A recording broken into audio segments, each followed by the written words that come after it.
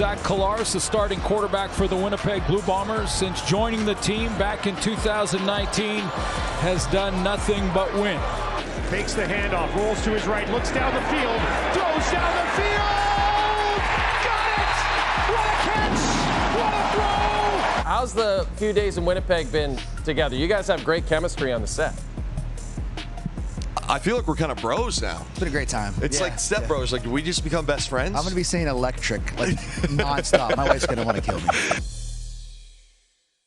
Welcome to episode 12 of Film Never Lies. So obviously we're right in the middle right now of the NFL playoffs. Some crazy games this week, a lot of storylines. And for me, when I watch this stuff, you know, I consider myself a decent X and O guy. I know what's going on offensively. But one thing I can never understand is just the intricate details of quarterback play.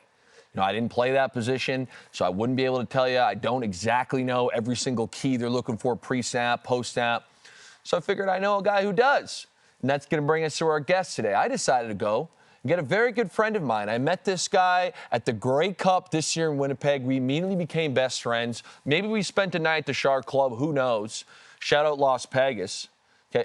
We're talking about a two-time MOP, and I said three on purpose because some would say that he was robbed of a third MOP. We're talking about a three-time Grey Cup champion, two as a starter. He's mad at me right now. He's in studio. That's Zach Collaros of the Winnipeg Blue Bombers. Let's go. Zach, I appreciate you coming in today. Talk some ball. I appreciate it, man. You're always too kind. What an intro. You like that? I heard that you had me in the top 3 as well for CFL quarterbacks, which is absolutely insane all time, but I appreciate that too. I don't think it's insane. You're already talking shit. I'm just saying. Talking shit on my take? Well, let's just, before we get going then, what are your top 3 all-time CFL QBs? Flutie. That's it. He's only one guy. Flutie. He's the only guy I watch, like, holy shit. Bro, you went to 5 straight Grey Cups. Yeah, we had a good team. We have a good team. Yeah, and one of these days I'm going to have you on the spot to talk about your time in Winnipeg, but that day's not today. Yeah. And I'm going to start asking the hard hitters, man. Let's go. I'm looking forward to this. So before we get in, because I got some ball questions for you. How's the offseason been? You been good, man? Fam's good? Offseason has been great. Fam's good. Was able to make it back to my hometown, Steubenville, Ohio. Shout out Steubenville, Ohio. Yeah, Franciscan Barons. You're a big Franciscan guy. I am. Huge. Huge Franciscan guy. Shout out there. Yeah, it was great. We went to Hawaii for 2 weeks. Now we're back in our house. Girls are in school. The boys at home. I got them with a baseball bat or a hockey club or hockey stick and shooting hoops, all that stuff all day. All morning long. Yeah, it's good. All right, for the CFL fans tuning in, are you pretty excited about, I believe, that Tommy Condell? Tommy Condell. Yeah, I'm pumped. You're pumped. I'm excited. We've already been working, combing through some things, and looking forward to getting out there. This might be a weak-ass question, but like seeing Saskatchewan win, and you saw me at the Grey Cup, dude. You knew I was pulling for him. It was tough. It was tough to be around you for that shit. It was tough. I think we could say it now. I mean, even though I was trying to be as unbiased as possible, there was a couple times during the game I can remember sitting there like this, just like watching, and you look over at me like, dude, you gotta like take that. You seem pretty pissed off. You gotta get that off your face, right? So, yeah, that was tough. I'm happy for my boy Trevor. But so does that give you a little extra motivation heading into the year? You got a new OC. Apparently, he's a gunslinger, man. He likes to sling it around. Is that true? Yeah. I know you like to, man. Let's throw it around. I like to throw it around too. Nah, he's a great coordinator, a great guy. I've known him for a long time. Yeah. So we'll do whatever week to week we need to do to win the game. But with respect to Saskatchewan winning the entire thing, Saskatchewan. Yeah. Yeah, we had that talk at the Grey Cup. It adds a little bit extra motivation, but at my age, you don't need more. Yeah, I can see that. Yeah. I can see that. So I'll get off the CFL stuff, although I do have a locker room question probably coming later down the road. But let's talk this weekend. A lot of great quarterback play, a lot of so-so quarterback play. Yeah. And to me, this weekend more so than ever was a prime example of why QBs make so much money. There were so many situations where, quite honestly, the games were very close, and it was like which quarterback, especially in that fourth quarter, down the stretch, is going to lead your team to victory. Yeah. And we're not going to talk too much about my guy, Matthew Stafford, but I look at it with 14 minutes left. This guy's sitting at 160 yards, 1 touchdown, 1 pick, and under 50% completion percentage. Yeah.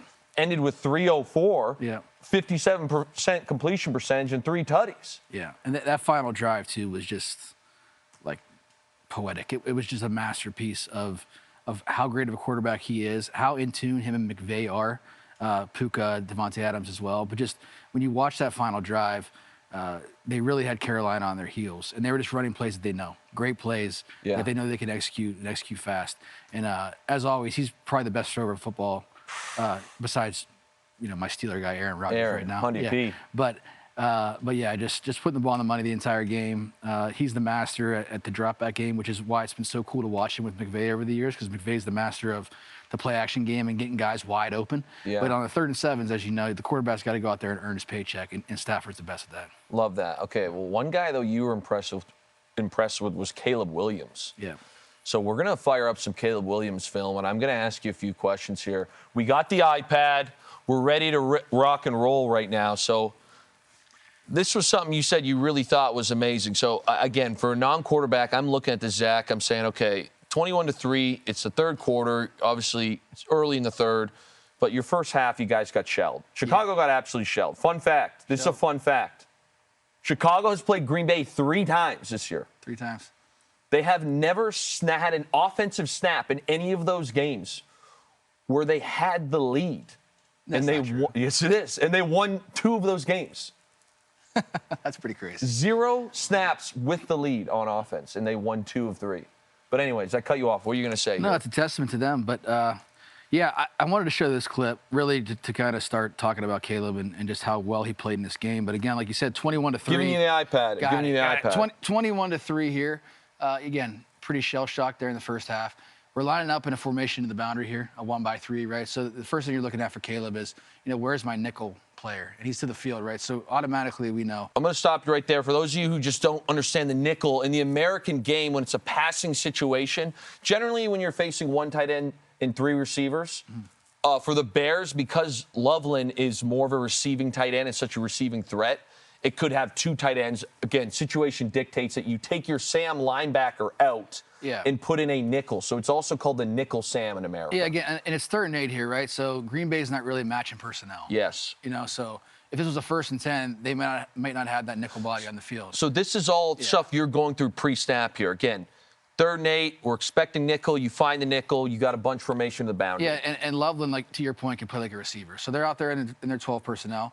And again, now we know it's definitely a zone structure. And Ben Johnson, the entire game, was attacking this outside quarter of the field in the boundary. And Loveland had a big game because of it. So we start here. And again, really what I was just impressed with, I love the concept. It's a concept I really enjoy. And again, it's an awkward throw there by Caleb. But just his poise in the pocket and his ability to stretch the field and to deliver the ball accurately is something that's super impressive about him. Not just that, but his athletic ability. But here we got it's a flood concept essentially, right? So we got someone taking the lower part of the zone, someone who's going to try to flood the middle portion of the zone, and someone taking the top off here. And again, we're just trying to smash the corner there, and just a great throw to Loveland. So as a quarterback, 3rd and 8, you've gotten shelled a bit. Does a play like this kind of spark, hey, now we can get rolling? How are you feeling in the pocket after that? Yeah, I mean, again, I think momentum is a real thing, whether you want to admit it as a quarterback or not. But, quarterbacks want to see themselves complete the football.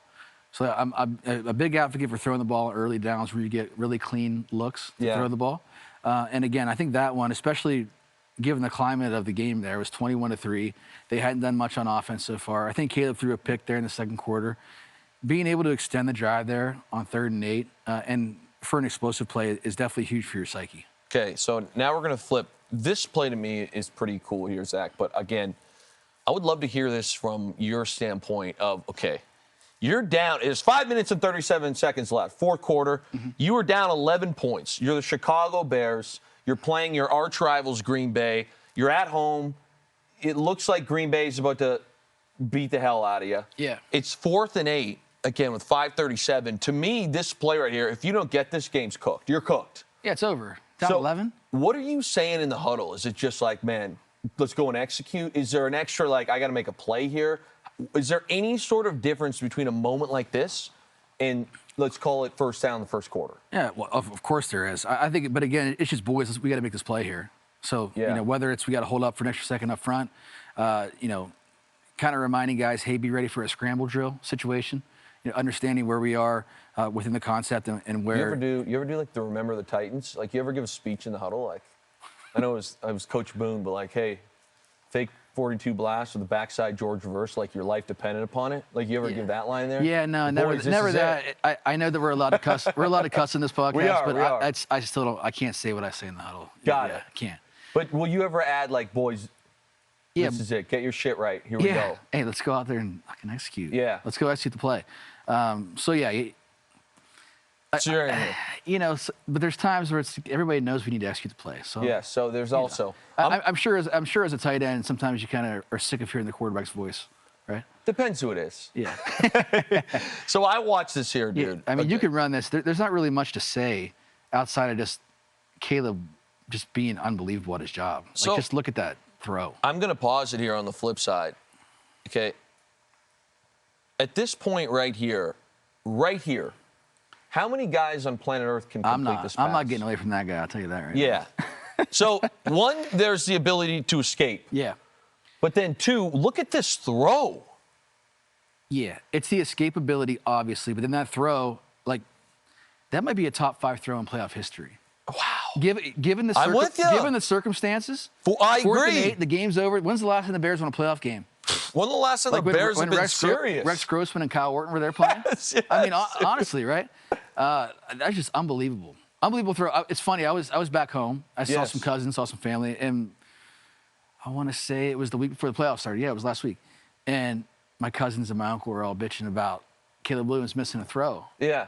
But again, he got out of this predicament in the pocket that like nobody can get out of. Yes. Right, besides like Lamar and a few other guys, right? So it's like, and I started laughing at them. The way you laughing, I'm like, there's no other guy that could even not get sacked on that attempt. So like Totally. you guys you're pissed that he missed this throw, but anybody else you'd be in 3rd and 17. Yeah. So he can just really do some special things with the football. Honestly, when I saw him throw that, and it's not the same, but like I think of the Jeter like shortstop throw, it became iconic. You see like the jump man? Yeah. That was going around the internet? Yeah. I'm like, this guy, you just said it, like one of the best throws in playoff history. Yeah. Again, like I'm not like the best at Yeah. describing how body mechanics work. I know some guys that could do that. Shout out to Drew Brown. But like, yeah, going to your left and like just to orient your body in such a way to make that throw. And again, he like flicked it 40 yards too on the money. Yeah. Like to even get it like 10 yards for a normal human would be tough, right? Sick. Yeah, it was sick. And again, like just Soldier Field, 4th and 8. Yes. Down Playing 11. the Packers. Yeah. Shout out Caleb Williams. You got some fans over here. Shout out Ben Johnson too, man. Shout out Ben Johnson. Ben Johnson. I mean, the thing about that's cool, and we'll get more. I think there's one more play. I think coming from the Bears, but about this entire playoff situation. There's 5 teams left tonight. We're gonna save that My Steelers play. play tonight, but Yeah. they're all great offensive minds and schemers, right? Yes. So like, there's gonna be open dudes on the field. Like that's the thing with Caleb. It's like he's gonna have opportunities because they scheme the shit out of it. So speaking of great offensive minds, so to me in today's game, you basically need a quarterback and a play caller to be on the exact same page. Yeah. 2 guys that are not on the exact same page right now.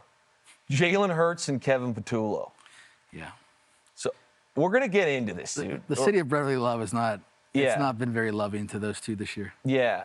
There's a couple things I'd like to hear, and I'm gonna go on a bit of a rant. I did a little rant on Jay Onright show here, but if we can pull up the end of the Philadelphia game here. Yeah. So this is where it drives me insane, Zach. Yeah. It drives me personally insane when I see this shit because you're in the facility all day. You have a million coaches. Mm-hmm. We worked situational ball all the time. All the time. Yeah. Even in walkthroughs, like we'd have the morning walkthrough. Pete Carroll would always end with 2 rounds of situational football, generally a 2-minute drive. Well, it's so magnified too, right? The Right. situations, yeah. This is like the opposite of what we just talked about with Stafford and the Rams. Of Yes. what happened here. Yeah, go ahead. So it's 3rd and 11. And at this point, okay, not a player, but as a staff, I'm thinking to myself, okay, we're down 4 points. We have 3 timeouts. We have smoked the run game of San Fran. Smoked it. Okay, you look at San Fran, hats off to Purdy, hats off to Kyle Shanahan, 23 points. One of their touchdowns was a reverse pass to a running back. Like they had to empty the tank. What a throw, though. What a throw. Juwan Jennings. So you had your stat. I think Juwan Jennings, I saw this on Twitter. Yeah, or X, whatever. I think I know where you're going. Yeah, I think he was like the number 4 recruit in that class over Burrow, Lamar, Yes. and somebody else, which is crazy. As to a think about. quarterback, Yeah, yeah. as a quarterback. Crazy. Sick. Yeah. But I'm like, you should have 2 plays here. You should have 2 plays ready to go. Okay. Also, this is really 2nd and 11 to me. Okay, you have 48 seconds. You got timeouts. Exactly. You're down 4. You're not down 3. So like, you got to score a touchdown. Yes. You're 4 down territory the entire drive. So you don't need it all in this first play. That's my point. So I'm going to play this here. We get this ball snap, and it's, a good play. We don't execute it. You talk about executing plays. Ball's a little high. I think Devontae Smith would want that back. He gets smoked. So now I'm going to pause it. It's 4th and 11 now. Yeah. Do we not have a go-to play like, hey, this is what we're best at in this situation? Or this week, we think on 4th down, this is going to be our shot? Well, I mean, as you know, all those factors should play in, right? Like, what are we good at first and foremost? And then you layer on, what do they do in these situations, right? What is Saleh going to call? Yes. So yeah, you would think that we don't have to burn a timeout here, to your point. So now all of a sudden, we're in the huddle. We're watching it right now. We're in the huddle. Play clock's winding down. Play clock's winding down. We get out of the huddle with 9 seconds left. Then this drives me nuts. If you saw that right there. Couldn't get lined up. We couldn't get lined up. Ball's in the middle of the field. Yeah, Ball's in the middle of the field. We can't get lined up. Now we're barely hustling the ball. We're down to 4, 3, 2. Damn it, we call a timeout. I thought they were going to snap it. I was sitting there at home like, don't snap the ball. And I get why they called a timeout. Call a timeout. Yeah, you got to do something. Yeah. Because you don't want, to just blow the 4th down play. Yeah. But now, with 43 seconds left, it's over. It's over if you don't get a first down here. Yeah. You can't stop the clock on the flip side. So, okay, it is what it is. This drives me nuts. We're going to watch this whole thing, okay? We're chatting, we're looking back and forth. Our head coach gives a nod. We're chatting. We don't know what to do. We go back to the quarterback, okay, and I'm going to ask you, and then all of a sudden it's like, all right, here we go. Put your helmet on, okay? I'm pausing before we actually. So I would love to know, as a quarterback, I'm getting fired up again. I'm getting fucking agitated. I love it. Okay? Yeah. Are you going to the sideline being like, this is what I want? Are you expecting your OC to be like, hey, here's my top 3? Like, what are you, as a quarterback, what are you looking for? You'd want to be on the same page. As you said, the relationship has to be there between the quarterback and the offensive coordinator, right? So you would expect to be on the same page. At the same time, like if I'm ever in that position as an OC, I would want to have a quarterback, 1, that would know what he wants called, and 2, like, hey, if this is what you feel the most comfortable with, let's go out and execute it. So I don't mind that interaction there. Okay. With the OC. So who should drive this call then? The quarterback, in your opinion, or the OC, or a bit of both? I think a bit of both, honestly. But I think Jalen had the final say here. You think Jalen had the final say? I do. So, but as a play design, and we'll get into this. Like I'm in a group chat with a lot of quarterbacks I've played with, and just guys outside of that. And yes, there wasn't a lot of options here. Yeah, of course. There wasn't a lot unless you just want to throw a go route. And on 4th and 11, I'm not sure you want to do that. Again, you got 2 timeouts left. You're only down 4. You got 43 seconds. Like there's a lot of things that you can get to here. Okay, so now we're going to get into some X and O's here. As a quarterback, when you see this right here, what coverage do you think it is? Something in 0 +1. I'm not sure what you would call that. We call it sting in our offense. Yes, cover 0 for those non-football people out there. That basically means that everybody's in man coverage and you have no safety help over the top. So but you also have one person who's going to be unblocked. Correct. Yes. So you've got to kind of beat the blitz with the ball. That's what they used to say to us. Correct. And you hope that the defensive backs can tackle for a 6-yard gain and the game's over. So Bingo. that's when you break the huddle here and you're looking across. If you're Jalen, oh man, I got cover 0 here. So where's my hot route? Do I not have a sufficient hot route to get a first down? Do I have to buy time and maybe extend the play or just give the ball to AJ? Like try to throw the ball up to AJ for a touchdown here? So that was going to be my next question. So if we think this is cover 0, which in a sec they're going to bail out of this, can you rank matchup-wise, if you don't know the routes, who you would throw the ball to as a quarterback for the Philadelphia Eagles? I was going to say, are you on the field or not, Luke? Yeah. I mean, to me, I like Devontae a lot, but yeah, you got to go with A.J. Brown. Or A.J. 1. Yeah. Devontae 2. Goddard's good too. Goddard's great. I love Goddard. He's great, yeah. But like if you're talking cover 0. Yeah, cover 0. Well, it just it depends within the scheme, like what we're doing what here. the play is. But with this scheme here, as we'll see, the only really opportunity he had is the cross-face bender. So now you're it up. At this point, I'm trying to drop a play for AJ or Devontae, really. Totally. Like, how can I get my guy the ball? But if you've watched the Eagles all year long, like they don't do a ton of stuff. No, they do not. They really don't. So but my question now, if you're watching this on the screen, is as AJ bumped out, so now we're in true doubles, in my opinion, 2 by 2. Yeah. Safety bailed. Okay. You're still thinking cover 0. It doesn't look as much like cover 0, but yeah, that 7th defender there. Yeah, it looks like 0 hole. Exactly. Yeah. I get And the again- American terms here. and You again, like that? I can tell when I stump you in an American. No. I just call it zero Mac because of the middle Okay. there. But again, so the next piece of this that we haven't talked about yet is the protection.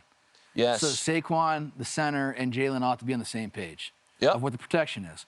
So in an ideal world, in my opinion, you want to point the linebacker here that's to the top of the screen for the offensive line to block. And now Saquon is looking at the middle linebacker and the nickel player here that's walked off. Yes. He is one of those two guys. As soon as he sees one of those two, as soon as he sees two of those guys bail out of there, he knows I'm not worried about the other side of the protection. I can get out in a route. So and I'm that'll gonna play a factor yes, here. I'm Yeah. going to dumb this down for everyone. You tell me yeah. what I've got. So Yeah. basically, what he's saying is Zach would come up here as a quarterback. These all things you have to know. But pre-snap, he's going to take his center, his right guard, and his right tackle, and they're going to be 3-over-3 to the three individuals on the right side of the line. You are going to have his left guard and left tackle block the two down linemen. The two bigs, yeah. The two bigs. Yeah. So Saquon, and you can see here, he's already moved up. See how he's in front of Jalen Hurts? He is going to step into the A gap if the gentleman who is sitting on the left-hand side of the center blitzes. If he does blitz, he's going to pick him up. Yes. If he does not blitz, his eyes then are going to go left to the individual that is sitting 2 yards off the ball to the left side of the field. You are good at this. Yeah. Yeah, it's good. So I'm just trying to slow it Yeah. for the No, you're great. non-football Yeah, that's people. good. Yeah. So as complex as that is for the non-football ear to hear, It's just numbers. That's it. as a football we have 6, player, they have 7. correct. Yeah. That is not complex. No. It really isn't. At We this should level. be able to execute that. Yeah. And again, I think one of the things that happens is they're in an ugly protection. Okay? Yes. So that's another Ugly protection. Another layer, right? Yeah. Explain to me what that is. So the running back here, they made the point the other way. So the center actually pointed to the left. So he's taking the middle linebacker. And now Saquon is looking to the boundary. I know it's in the middle of the field here, but he's looking to the will linebacker, and then would have to scan back across to the nickel defender. Got it. So That makes sense. we're jammed up again. Yeah. That annoys me. That really annoys me because that shouldn't happen. I'm going to play That this. might have been part of their plan, though. I'm not sure. Why would they want that? I'll say it for you. I think they're just donkeys. Yeah, okay. You won't say it. You're There's reasons for it. I think ugly protection definitely has its merits. But yeah, in a situation like this, I would like for Jalen to set the protection here. And again, I'm usually looking over to my left if Brady Oliveira's there, and I'm saying you need to get out in the route here. Like I need you out because there's. He can either, Talk to me. He can either influence the underneath coverage, Talk to me, Zach. or if you're Saquon Barkley, you're catching the ball at 5 yards and you're gonna Go get make the man first down. miss. Yeah. So I'm going to play this here, and I'm going to pause it because I'd love to see. So right now, we're still like, hey, it's not as much cover zero. You're a quarterback. Yeah. Then all of a sudden, this happens. Okay, we're good. What are you thinking now? So just for the people, we run 4 verts. The concept here is 4 verticals. Yep. Okay. So now it's not cover 0. Mm-hmm. It is clear as day. I believe we call it 4 palms. Yeah, that's like the new term. Yeah. Do you see this live and say, okay, look, again, talk to me. I thought it was 0. It turns out being cover 4 palms. What do you think is the quarterback right now? So On the fly. I do think, again, that he goes to he's looking in the right spot for what this play is. For 4 verticals, he's got a read bender here by Goddard. Yep. Again, I'd like for Saquon to get out here to influence this Mike linebacker to hold him.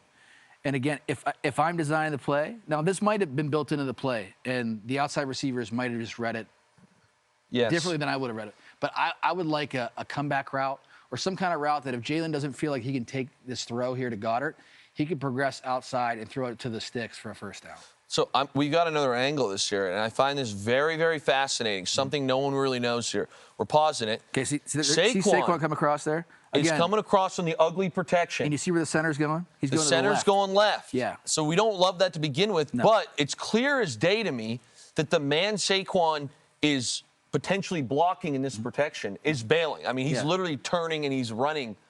So you're saying that Saquon should have easily released here. If that's part of the scheme, he could get out here to the left, and now he could hold the Mike linebacker. See how the Mike linebacker pushes to the side of the running back to start? Yes. So he's on the left hash here.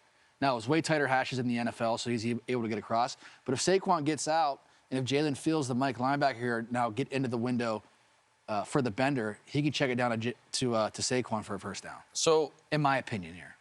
in my opinion, And you'd like for... which is, you're going to love this. Yeah, go ahead.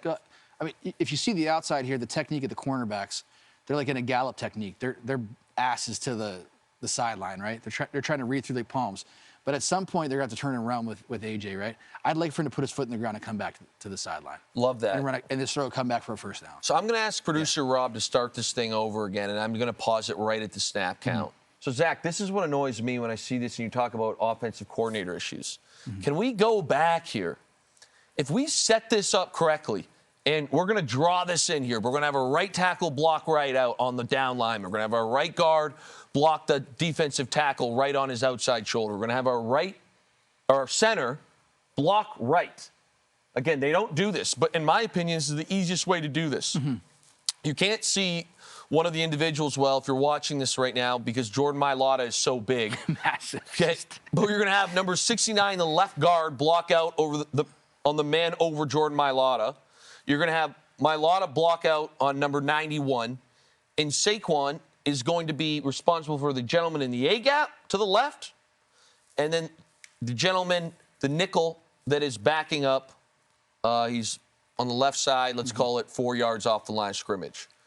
What annoys me is that, in my opinion, as they bail here, Saquon should get through the line as fast as he can. Yes. And be running a flare route or a flat, whatever you want to call it, to the left, which will basically force that nickel to come with Saquon. And if he doesn't... The middle linebacker as well. So yes. The middle linebacker would be pushing here to the left, which would make the window bigger for Goddard. So both of those guys, someone has to respect that. Now, I've been many places where we can't block the defensive line, and we tell the running back, hey, you need to stay in to help. I do not think that would have been part of their game plan. I don't think the Niners have many sacks on the year, right? No. So I can't imagine that was part of the plan. No. And generally, the Eagles have a really good offensive line. The Niners' D-line is not good. Yeah. And look who, again, it's a tight window throw, but look who makes this play. Yeah, the middle linebacker. Yeah. And you're, again, especially with a guy who can run after the catch like Saquon. Yeah. Like if we pivot him up at 8 yards, Yeah. 6 yards, you give him space, he's getting 11. He might not even have to make one miss. I mean, he might just be able to fall forward for a first down. And that's why I wanted to have a quarterback on here to talk things like that, because I'm critical of Jalen Hurts. I thought Jalen Hurts did a lot of things he could have done better. Yeah, I mean, I'm not even being critical. I'm the king of not getting down to my check down. I'm Okay. terrible at it. Awful. I watch Jalen and I get frustrated. I'm like, I'd have done the same damn thing there. I'd have bailed out of the pocket too, right? So Yes. it's hard for me to be critical of these guys because they're all so good at what they do. Yeah. But if I'm coaching, and I can understand how coaches get in this world where it's always they're clicker coaching or they're on the chalkboard, hey, this should have worked. I see that point of view too. Yeah. Now, sometimes you get spooked within the pocket and all those things. You get locked onto a guy. But yeah, I'm probably the wrong person to be critiquing somebody. I'm not even saying critiquing. I'm saying, like, they kind of put him in a position on that thing to fail. I just wish there was a way for him to have gone to the outside portion of that. And to me, it was like, it was not a high percentage throw on 4th and 11 to just throw a go ball to A.J. Brown. Now, again, A.J. Brown might have read the concept and said, hey, I think this is cover 2. I'm going to try to get to the whole shot, which we'll talk about later in that Bills game. Yes. Instead of like a cover 4 picture where he's going to run a comeback or a hatchet, whatever you want to call it. But yeah, like watching that back, it's like, again, when you're watching on TV and like my wife probably gets pissed off. I'm rewinding shit. And I'm like, there's nothing for him to get down to. Nothing at all, right? Yes. And it was a mirrored the other thing, I hate mirrored concepts. You hate mirrored concepts? I do not like mirrored concepts, no. Really? No. Why would I like a mirrored concept? Give me some options, babe. Come on. Come on. That's fair. That's fair. Okay. Like, what if they ran man coverage there? You're just hooped. You're jammed. You're kind of hooped. You're running 2 benders into each other into the free safety, and then again, you're throwing go routes on the outside. So let me ask you this. Yeah. Do you ever go, let's say they did run man coverage, as a quarterback, and I'm sure this depends, but do you ever go up to your OC after the play and be like, well, you f***ed me? Dude, I'm being serious. Thanks, jackass. Probably not using those words. Yeah. Yeah. So you would... I'm not great. Sometimes my wife says that, like, you can just see it on my face. Like, yeah. Yeah.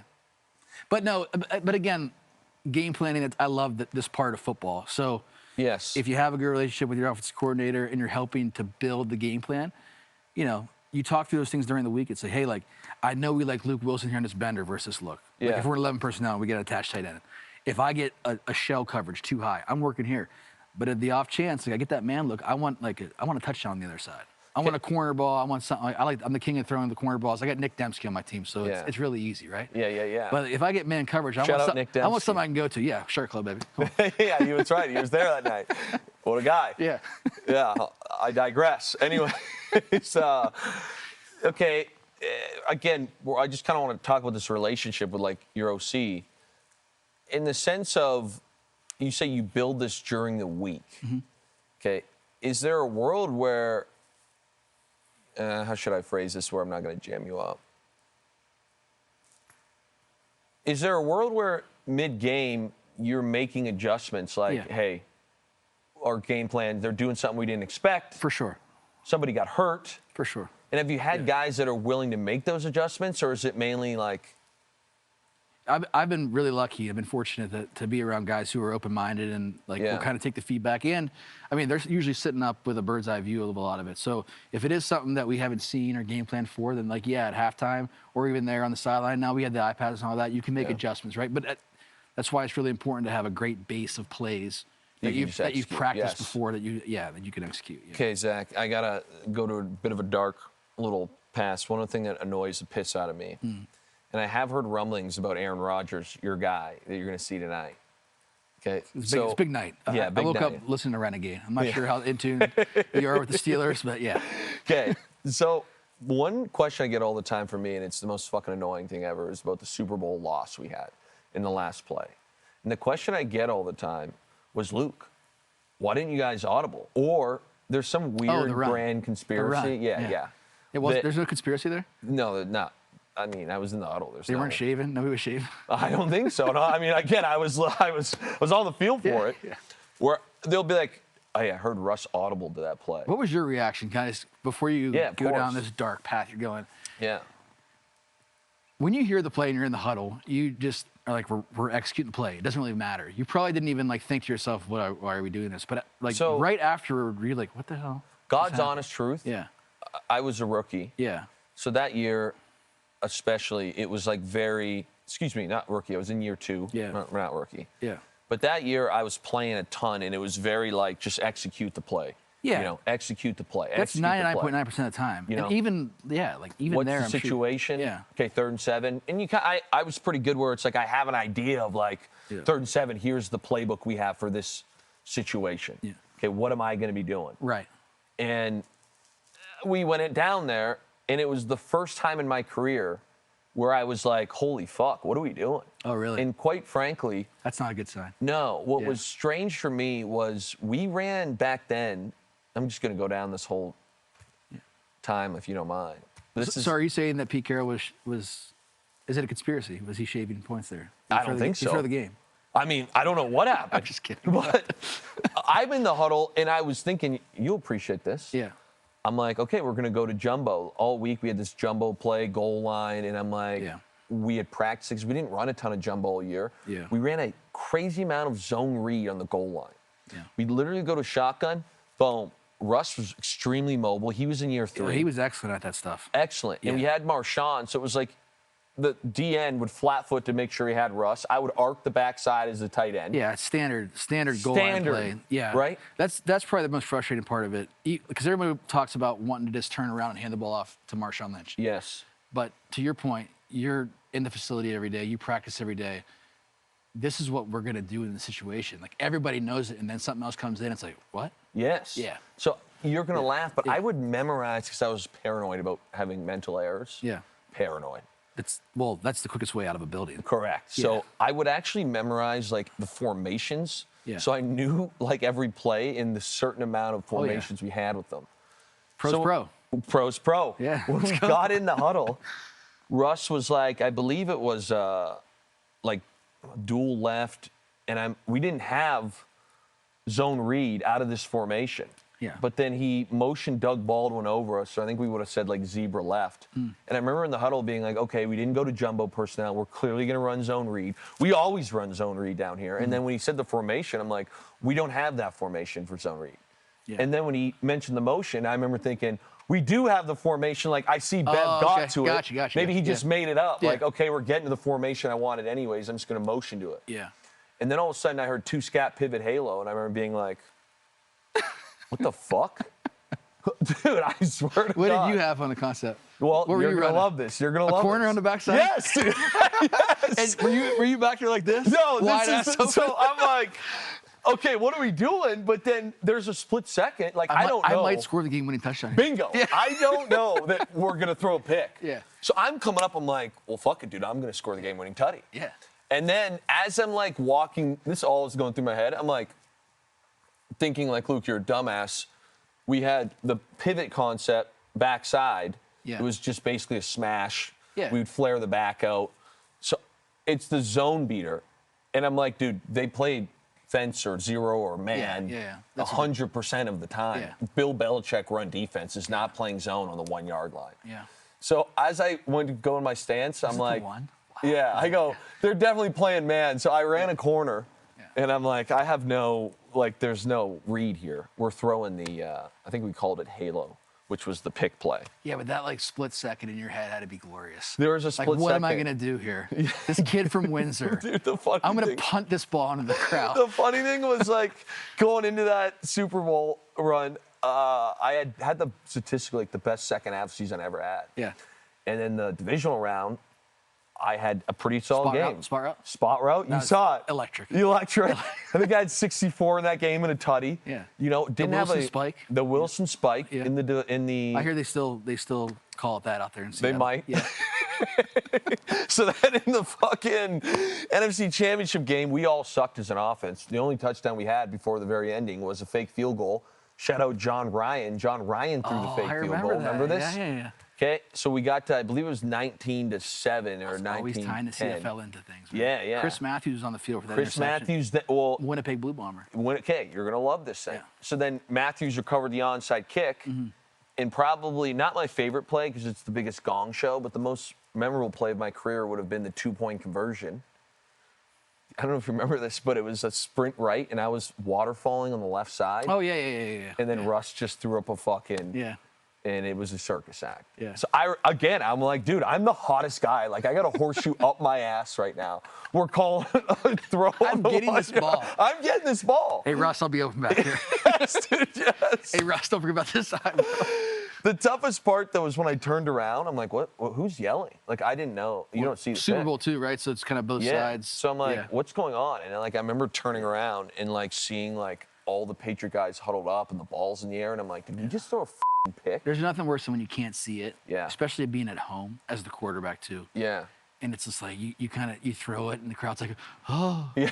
And it's like you're laying there on the ground like this, and then it's just dead silence. It's like, oh shit. Yeah. Yeah. Do you ever Yeah, great. wait to see if it's completed by the crowd noise? I feel like a lot of times that's how you find out. I'm always Yeah. fascinated by the guys who can like get just destroyed and then like laying on the ground. They can still do that. I'm usually just like laying there like this. I So, had yeah. one, dude.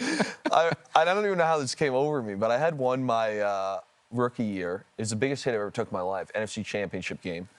I might blame the thrower of the football for sending me on a suicide mission. That'll happen. But I Yeah. get absolutely fucking pelted. Yeah. And it's one of those things where he threw it to the other hash, and all week we talk about not throwing it to the other hash. Yeah. So as the ball came out, I'm like, oh, this must be wide open. So I caught it, and you can see it on the film. You're thinking, I'm gonna turn it around and, And like, here we go. I'm gonna literally run for 40. yeah. And as soon as it touched my hands, I got clipped in the ankle and then hit in the face, and then head bounced off the turf like the turf was trampoline. Didn't hold on to the ball, and this was against the Niners. Yeah. It was one of those games where like every yard mattered. Yeah. And I actually rolled around on the ground. It wasn't for that long, but I was like, please throw a flag, because I knew it was like a hit to the head neck area. And I heard at the time it was called CenturyLink, now Lumen Field, just erupt in cheering. And then I got up and I was like, oh, I know.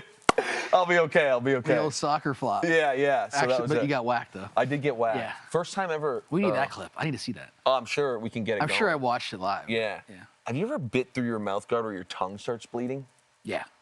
That's not a good feeling. No. What about the first time? We'll get back to the ball in a sec. The first time you did that, can I ask you what was going through your head? Did I bite my tongue off? That's Yeah. That's like that's why I wear a mouthpiece. Is because I don't want to bite my tongue off. Okay. I can't even fathom that. So- I don't care about chipped teeth. I have a lot of chipped teeth. yeah. But I've always worn a mouthpiece. So I'm like, man, if I can't, like, can I not talk? Does it grow back? Do you know how liberating it is to hear you say that? I'm dead serious. A lot of guys don't wear them. I had a mouth guard on, and we'll get this play up. You'll see it, okay? Yeah. But I bit through the mouth guard, and when I got up, I was like, okay, I'm fine. I'm not concussed. My body's fine. Yeah. But my first thought was, I think my tongue is gone. Was it a custom one, or did you have like No, I had I'm one of dipping the it in dip. hot I had water? one of the dip guys. Yes, dude, one of the dip guys. I kind of wish you were like what Lamar wears, like the pacifier here. Yeah. And the pacifier here. There, the double I could totally see pacifier. that with the mullet. Yeah. Yeah. No, that wasn't me. I was No. the dip guy. Dip guy. I was the dip guy, just grinding the teeth. Yeah. There's not a worse feeling, and now I'm very lucky to be in Winnipeg because Al Couture, our Shout out Al Couture. not our equipment guy, our head trainer has like millions of these mouthpieces for me because he knows I'm an idiot, and when I'm packing my bag, I'll just forget it. There was no worse feeling. It's like I'm the starter, and I got to go here and melt the mouthpiece before and I'm sitting there talking to my son like, can you hear what I'm saying? Like, yeah. You know what feeling. I also wonder too is when you go to melt them, I would melt them in the heat pack. We had this little like water thing that has all the heat packs Have in they them. ever changed that water? That's what I wondered. I'm like, am I going to get some sort of Roll disease? the dice. Yeah. But anyways, we'll get back to the ball Yeah, all chat. right, yeah. Back to the ball chat we All right, go. let's go. Okay, Josh Allen on the flip side. This guy, Dog. dog. Best player left. Yes. Yeah. Would you take him over Matthew Stafford? Yeah. Me too. But not as a pure passer. Is that fair? If I need one guy to win the game, I'm taking Josh Josh, Allen. I mean, he's doing absolutely. it like right now with the roster he's doing it with. I'm not knocking those guys. Like they have capable guys. I think bringing Cooks in was huge. Yeah. Like for some more speed on the outside. But I read something yesterday. He had like 67 of the 68 yards on the final drive. Whether Yeah. it was a rush or a pass. And like that's just kind of like who they are on offense, unfortunately. Totally. Yeah, Well- but they also run the ball really well. Don't get me wrong. Like the Jaguars, I think, had a really good run defense, which Yes. was kind of The best. the best. And they didn't run the ball that well yesterday, but They got smoked. Again, I'm a Steelers guy. I think they ran duo 15 times against the Steelers and for like 200 yards. They So, did. That was kind of the last. The Bills can do that. They can do that. So going into it, my biggest matchup was the run game. It Yeah. was good on good. I would have liked to see Jacksonville run the ball more. I agree. I'm happy the Bills won. Like Yes. we're so close to them now. I'm like kind of became like a pseudo Bills fan. Yeah. But Jacksonville, it's like just run the ball Yeah. because you could run up their ass. Like just run the ball. I was very surprised that they got away from it. Me too. But Yeah. what was most impressive me about this game was Buffalo got smoked in the run game. Like James Cook, I think had like 46 total rush yards, around 3 per carry. I'm like, man, they don't have a ton of dogs outside. Yeah. Usually Josh becomes Superman, I call it, and does a lot of off-schedule stuff. We got some plays here. He sat in the pocket and just He got fucking beat to shit yesterday. got too. beat to shit and ripped it up in the pocket. Yeah. We got to play some of this Josh Allen. I want to hear what you're thinking here. Okay, so here we go. This 2nd and 10, we're in the second quarter. Okay, All right, here's what Talk I to love me. from the start. Talk Now, to me. They don't end up even pressuring. But if you're looking here, we're getting to a 3-by-1. What we would call the boundary half, what the NFL, I think, calls a strong safety, free safety, whatever you want to call it. We're in a 2-by-2. But look at where this safety is creeping down to. yes. Josh is up there adjusting his protection to know that he's going to be protected on his backside. And if he does need to throw hot, he's got the inside receiver here to throw hot to, right? So number one, he knows he's protected. So I love seeing that. That's like, Okay. you know he's dialed. Set the protection, baby. He Yes. set the pro. And I'm not sure if the center made a point to start, but he overrode it. And he said, you know what? I want my backside protected here so I can peek the front side and know that. if I'm gonna Producer be Rob hot, it's gonna be started my over. face. We're gonna go because he does. Producer Rob, just go right from the beginning. I'm gonna click play. After everything you just heard, watch Josh here, and I'll pause it. Watch him. This is what you're talking about, right, Zach? Yeah. Okay. Brings in the running back. Yeah. Right here. So what's he doing? What's he doing? He's moving the protection here. See the center point to the will linebacker? Yes. He's telling the center, hey, the center, the left guard, and the left tackle have the 2 bigs there on the left side. When we say the top- bigs, we mean the guys with their hands down. I'm just helping everyone and out. the will linebacker, who's at the top of the screen here, past the hash, right? And we also have a defensive back, a safety that's rotating down. So if he were to enter the box and blitz, now the running back would have him. They end up bailing out here. But go ahead. Okay. Yeah. Oh, so we're protected. Look at this guy. Yeah. Okay. Beautiful. So I don't know if you guys call this, and I'm not sure it's totally appropriate, but I call this the honey hole. Yeah. Okay. Is that inappropriate? I don't know. Is it? I don't know. Yeah, it There's doesn't a lot matter. of football things that are kind of inappropriate, but So at this I don't point find that here, inappropriate. I used the term on Jay Unright's show, the corner's getting nosy. yeah. And I would actually say the corner's getting a little horny here. Yeah, horny. Yeah. He's getting a little horny here. Sorry. You're right. They're cheaters. And yes. They drive me nuts, the corners. So see how the corner tries to jump it here? Yeah. And you look at Josh. Josh, I think, is going to throw this pivot underneath and then sees the corners getting horny and says, F you, watch this. Yeah, I mean, again, I'm not sure what the film study told Josh prior to this, but you see here, he gets his eyes outside. He knows he's protected to the boundary, right? So he's able to start his eyes in the right spot. And he sees, it looks like the nickel player lift to be that cover 2 player. Yes. And again, he didn't get enough off the hash. And it was a great job there by the receiver. Who caught that ball? Keon Coleman. Coleman, you could see him widen away there. To the honey hole. Exactly. Just a great throw. So the honey hole is the space between the 2 high safety and the low corner. Caught a fast break, too. Yeah, but That's what they call it? I thought that was a major catalyst for the Bills to really get rolled in that game because they had done nothing up to that point. Okay. And, I mean, for him to have the arm strength, which everybody knows he has the arm strength to do that, and to see that late rotation. Everybody's getting these show looks. Everybody wants to talk about show looks. Defense coordinators are smart about it too. They're not just always using their safeties to be those half players. Sometimes they rotate the corner. Sometimes they rotate a nickel. So for him to see that, to be able to react all within under 2 seconds is, I mean, he's the most impressive guy there is really left, right? Superman. Love that. Superman. Okay, now talk to me about this concept. Yeah, so I love this here. If we can go back to the beginning real fast, Rob. So we're in I believe, a 3-by-1 here, right? All right, so a lot of times with these shell coverages, this backside safety has to be involved in the front side. Okay, so the player down here, and the cornerback is now man-to-man on the singled-up receiver. Okay, so again, I'm just going to, so the bottom of the screen right now, you have man-to-man, and the deep safety on the bottom half of the screen you're saying is going to have to come down. Is looking across to either take number 3, and if number 3 stays in, he then gets his eyes back to number 1 here, and it wants to help the corner. Got it. So watch it here, just play a little bit. So we go action. He comes down as a run fit, and now he locks on to the over that's come from the boundary. And they're running a cop route of sorts with Kincaid here. And really, to me, this is drawn up to be a touchdown play. Because you do so much boot action, so much naked action, and what do you run off that usually? Smash. Yes. Right? Smash kind of concepts Of course. where that tight end is running a corner. Well, on this one, they pull up and they run him back to the back pylon. Like a right? corner post slide. So really you're thinking, hey, I'm going to let this thing go and let him run under it. But to me, it was the most impressive about that was just how it was like a level 2 type of throw. He layered it in there and beat that safety. That to me was the most impressive part of that. You don't even have to keep that part in there. Love that. This to me might be the most impressive thing he did. This right here. Yeah. Okay, so right now, situation, you're down 4 points. You have 2 minutes and 31 seconds left in the game. Yeah. Ball is at your own 44. You're saying this is the most impressive thing Josh Allen did in the game. The whole game. And to me, it started Talk to me. 2 or 3 plays ago. It's a no-huddle situation. It's a game-winning drive. We talked about it earlier in the week, hey, what are we good at? Let's get a completion. So they had already done that. They moved the chains. You kind of got Jacksonville on their heels now, right? Yes. So they're playing what they do a lot, and they'll play this Palms coverage, right? Palms is a different way of saying cover 4, where the safety and the corner are reading these 2 receivers through the boundary into the field as well. Teams have started doing it, and they've done it for a couple of years now with the simulated pressure. So they're going to pressure somebody here, but you'll see the Mike linebacker comes out to the bottom of the screen here to be what I say the triangle over these 2 receivers, right? Okay. So again, you see here they're in empty. They're trying to get a feel for what they're in. The backer doesn't go out with them, so that's telling Josh it's going to be a zone coverage. So again, these are all if you're watching this right now, you're trying to understand football. What Zach's saying is because they're in empty, and the backer didn't go out, even though we're motioning here, Josh now knows this is zone coverage. Yes. That's his pre-snap tell. So it's like a computer back there. Okay, I got a general idea of what they're doing. Yeah.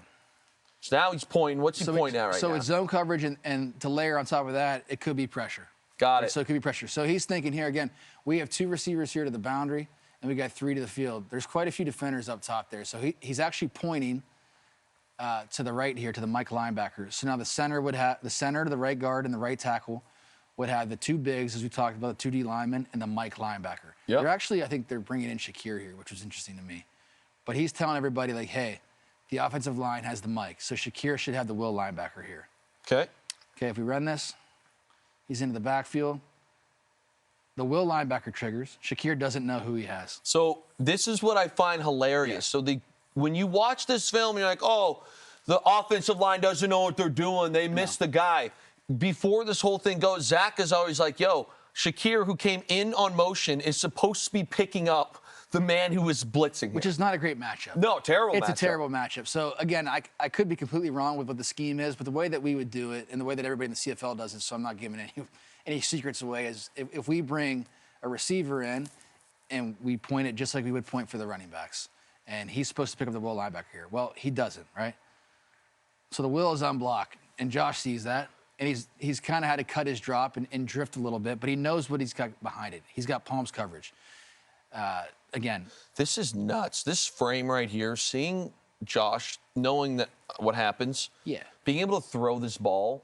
Yeah. So what did we say earlier about cornerbacks? And this cornerback in particular? He's a little horny. He got a little horny here. So you can't see it here in the screen, but we're running just a clear route or a post. I'm not sure what it was supposed to be. Yeah, we're going to see it here in a second on the replay. And then an out route by number 2.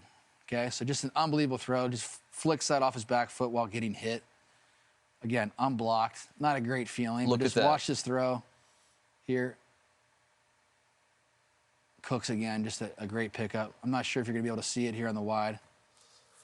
Okay, so let me ask you this. We're not going to be, but again, the corner got a little horny, set his feet, and Josh saw it and threw an unbelievable throw off his back foot there. So, Superman. From a quarterback perspective, you got the point, you saw Josh point it right, you get the O-line right. Mm-hmm.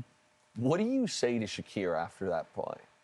In the game? Probably nothing. What do you say to him Probably in the nothing. film? Probably nothing. In the film? Yeah.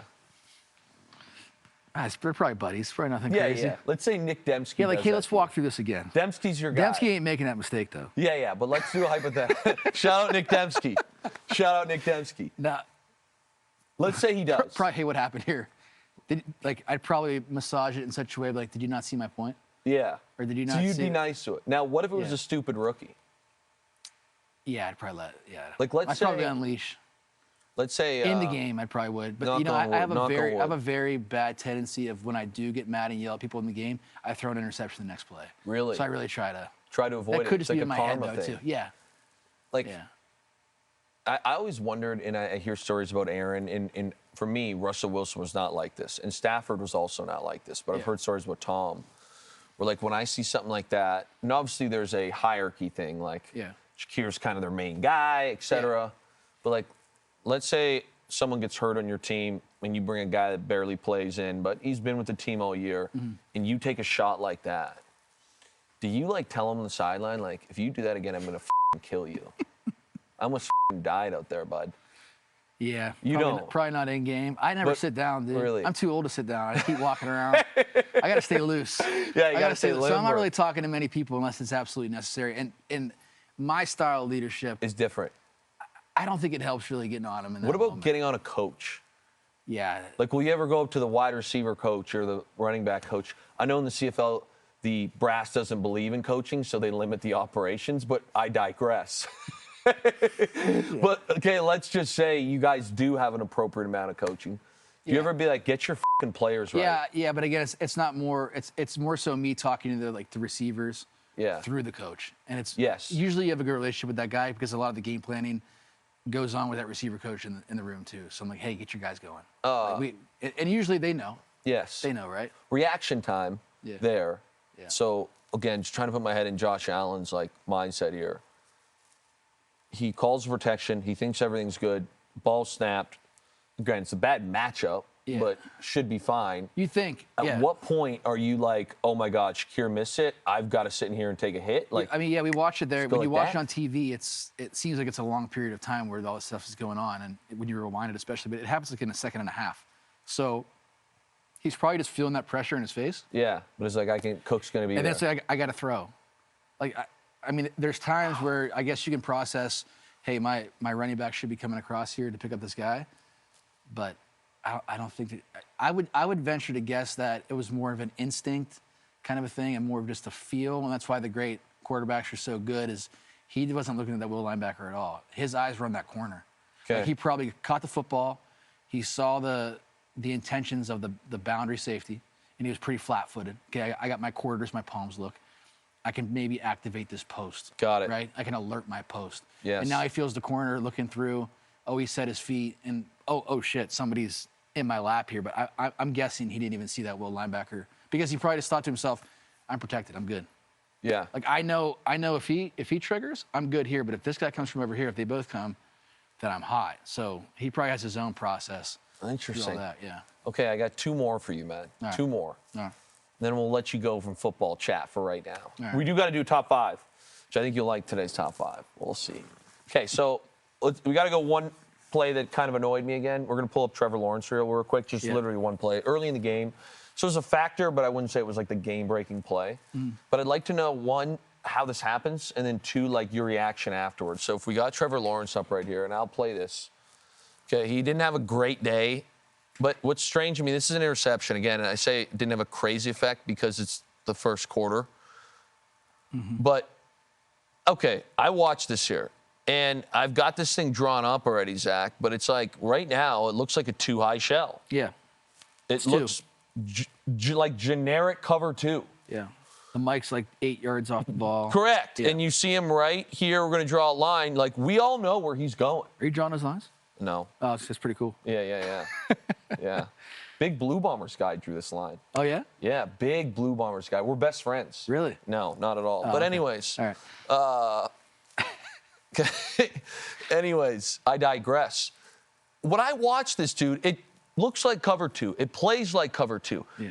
If you're going to try and throw this in route to Parker Washington, who's on the left side, do you not need to understand that you have nothing bringing the center of the field Mike out of that window?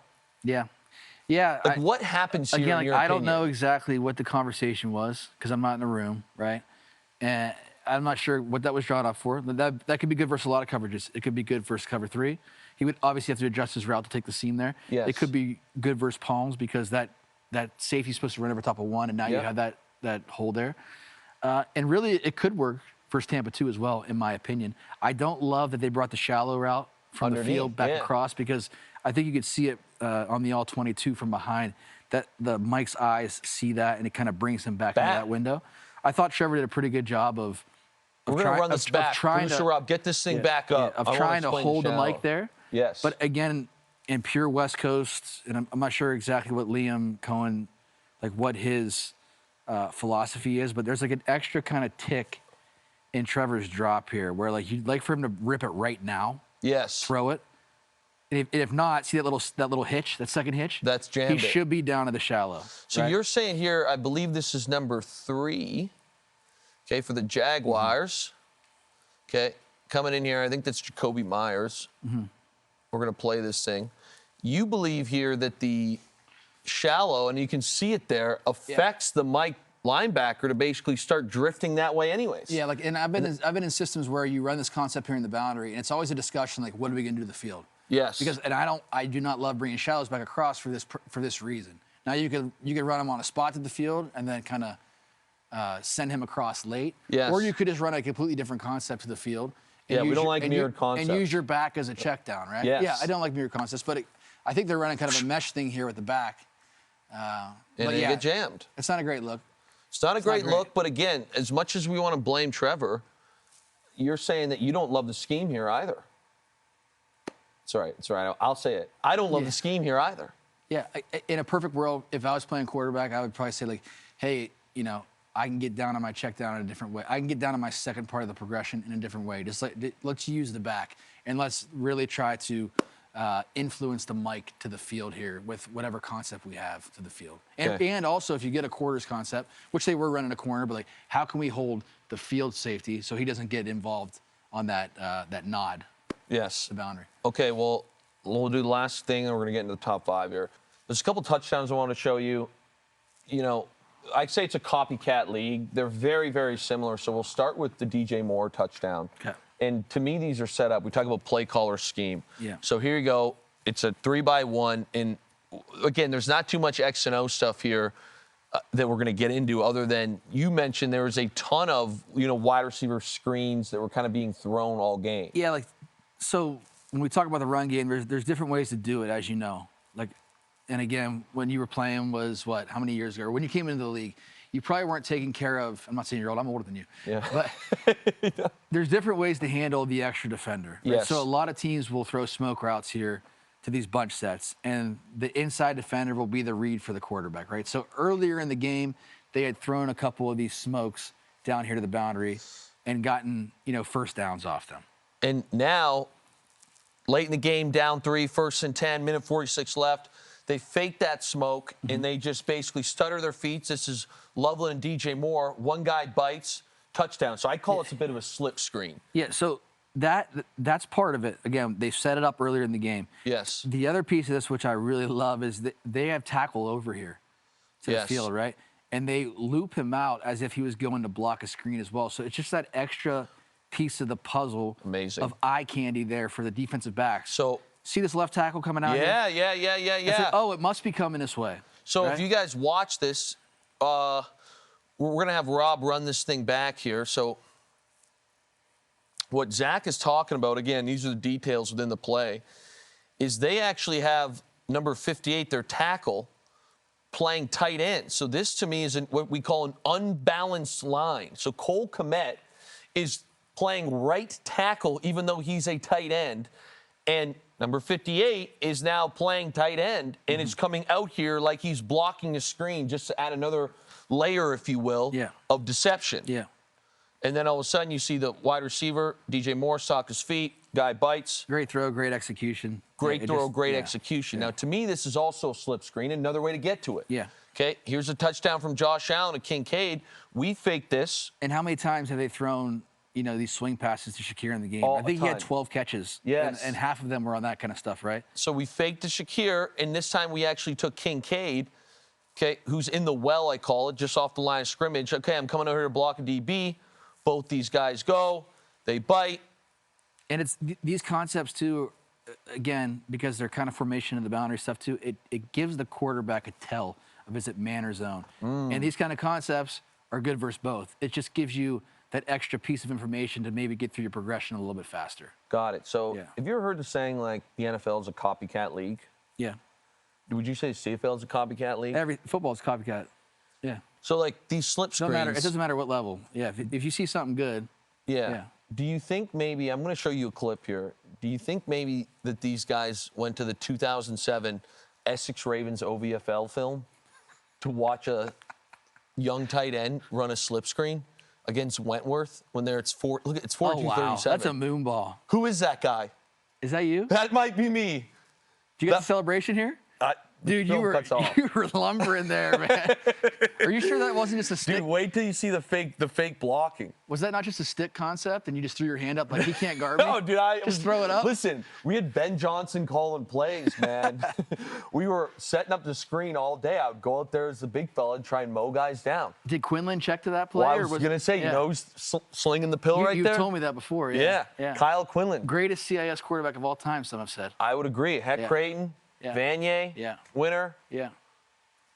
I mean, did he dial that up in the sand, or was your offensive coordinator calling it there? Yeah, well. Or was that you?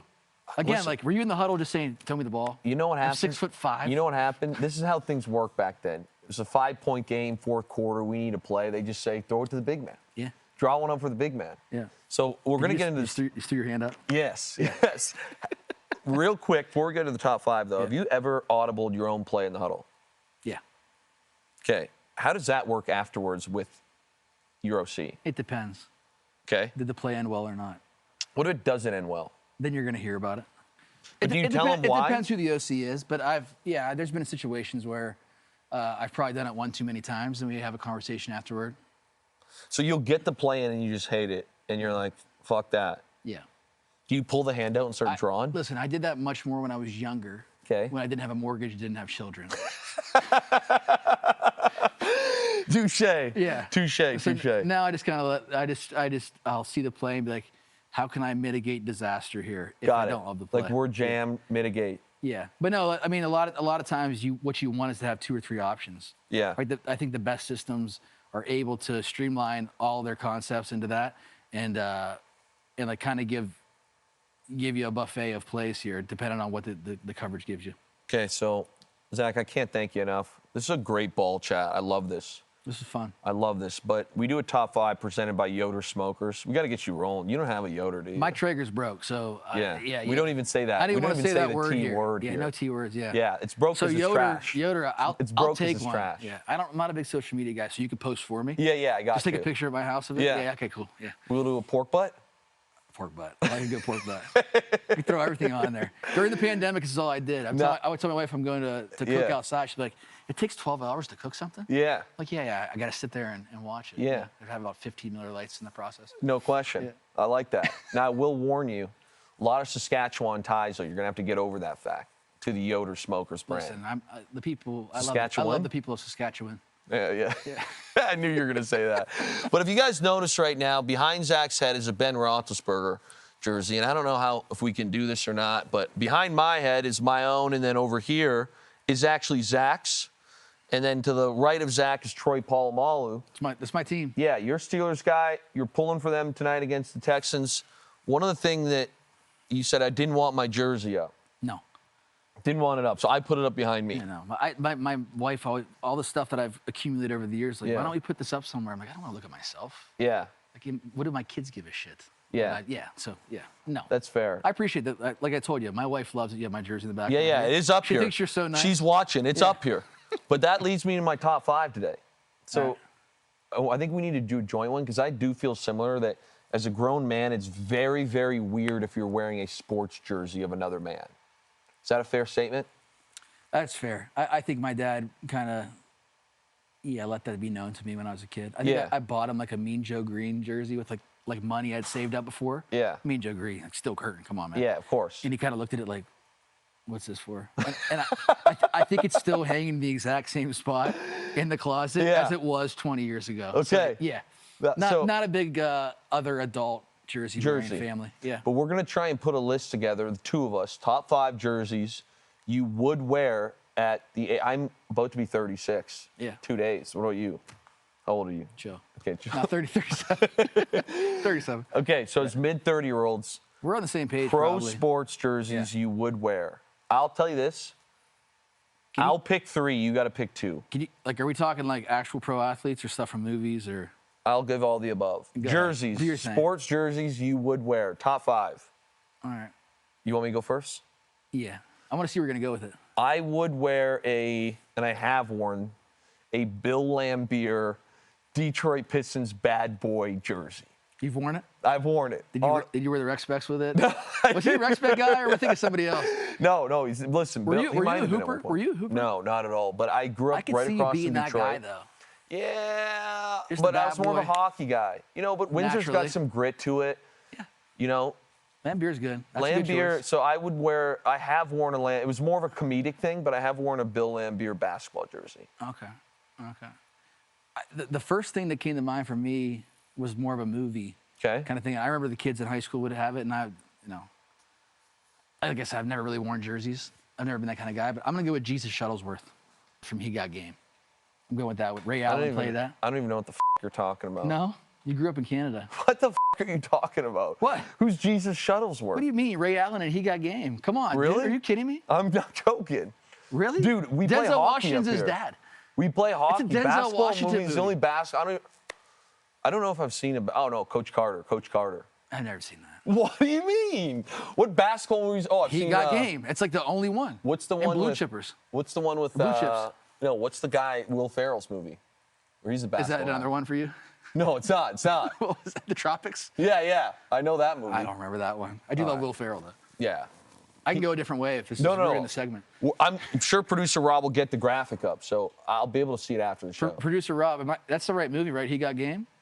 Nailed it. There you go. He nailed it. Okay. Yeah, come on. Number 3. Dude, you're going to rip me for this. But I would wear, I believe it's 2000 to 2002, the Italian national soccer team jerseys made from Kappa. I would rock the piss out of these. They have a little thin turtleneck, dude. Little Francesco Totti. Are you a turtleneck guy with like a jacket? Not at all. You But could dude, rock that though. the Italian, the Kappa jerseys, I believe, we're talking Are you Paisan? half. Yeah. Half Oh, okay. Paisan. All right. You make Yeah. your own sauce? No, What are we doing? I'm trash. You got a So I'm smoker. only half. Like, so what's your other half? You're using the smoker. I would just call it like generic I'm not even Italian. I do Sunday sauce. Come on. I'm telling you, there's a guy right now in the control room by the name of Matt that is Yeah. on fire right now. You said that. You guys come to my house on a Sunday, dude. It's Sunday going. It's Sugo? going at 6 a.m. Sugo, yeah. Yeah, come on. Yeah. Yeah, come on. My Nona did that. Yeah.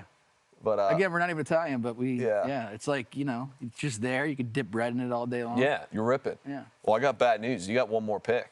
One more pick. All right.